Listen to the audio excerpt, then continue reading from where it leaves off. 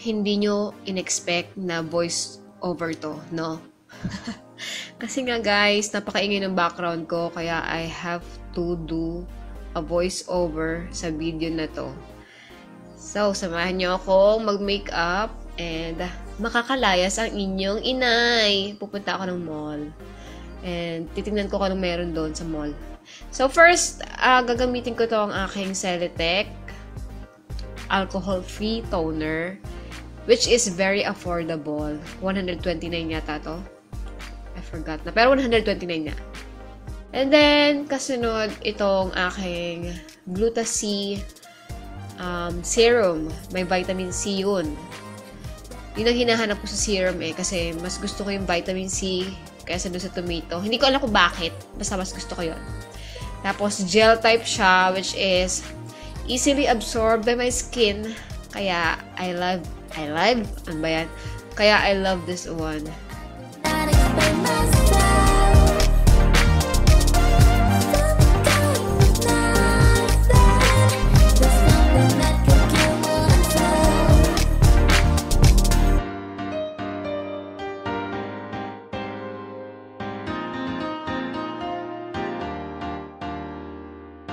Basa-basa pa yung buhok ko dito. Hindi lang medyo talagang basang-basa na talaga siya. Kasi katatapos ka lang maligo. So, don't expect na meron akong magandang hairstyle dito, ha?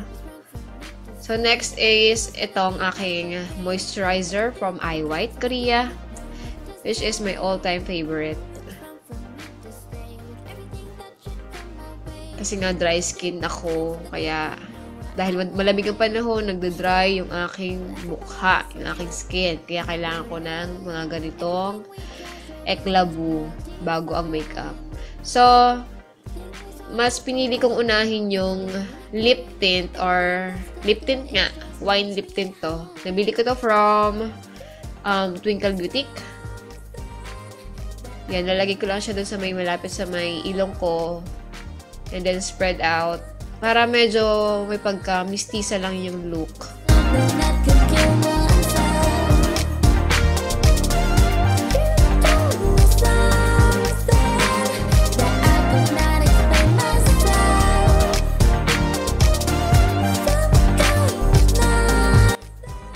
Then, padadaanin ko lang dun sa ilong kasi, alam mo na, yung parang naarawan, yung parang nabilad sa araw. Yun lang ang gusto kong ma-achieve sa ginagawa kong ito. Ewan ko, bigla na pumasok sa isip ko na parang ganun ang gusto kong gawin. And then, kailangan ko lang gamitin tong Jazzy na ito pagka mahal-mahal. Diyos mio, marimar. Bigay ito sa akin. And nakita ko yung price niya sa SM, 600. Noong una, nag-review ako nito sa Facebook lang.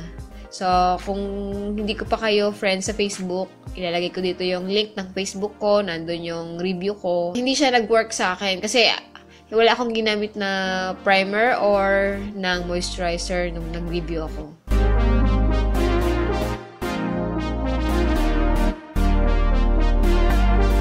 Try ko siya ng meron ngayong moisturizer. And then, yung mga skincare eklabu na nilagay ko sa mukha ko. And it works naman. By this time na nagre-record ako, syempre, kinabukasan na to, kahapon, tumagal naman sa akin yung makeup and maganda pa rin yung finish niya nung nakauwi ako sa bahay. And then, for my concealer, I'm using this, my LA Girl Pro Conceal in the shade Ulimi Beige. Yun, doon ko lang siya ilalagay sa under eyes ko. Kasi nga, alam niyo naman, may pagka-maitim ang aking under eyes.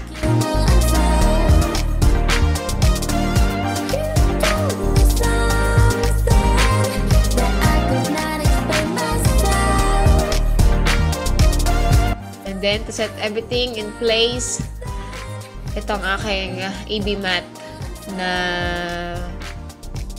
two-way cake yata to. In the shade, hindi ko alam. Basta yung maputi. Yun, yung shade.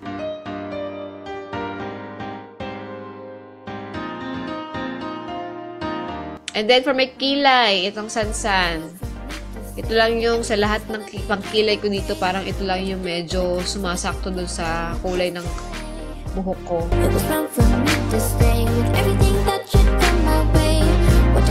And then, blend ko lang siya using my dual-ended brush from my Renaud.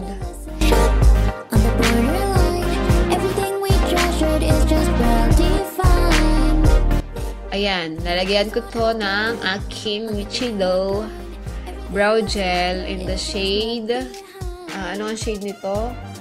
Espresso.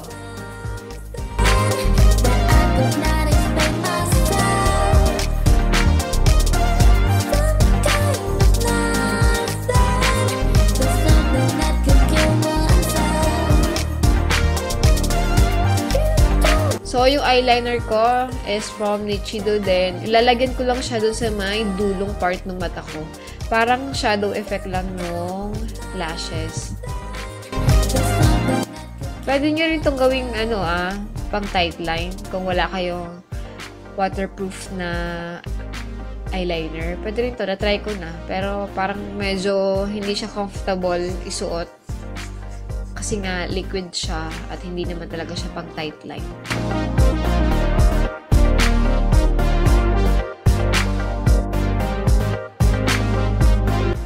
Sa aking lashes, pangka-curl ko tong aking nag-iisang Nichido eyelash curler. Yan. At this moment, naisipan ko nang mag-voice over kasi nga napakaingin nila. And then for my mascara, itong aking Maybelline Hyper Curl Kemelu.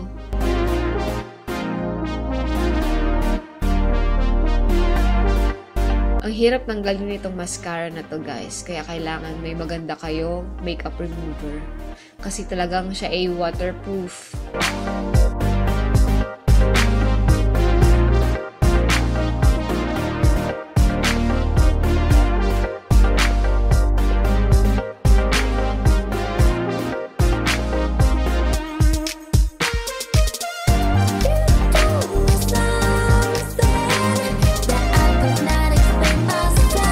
And then, medyo magkukontour ako.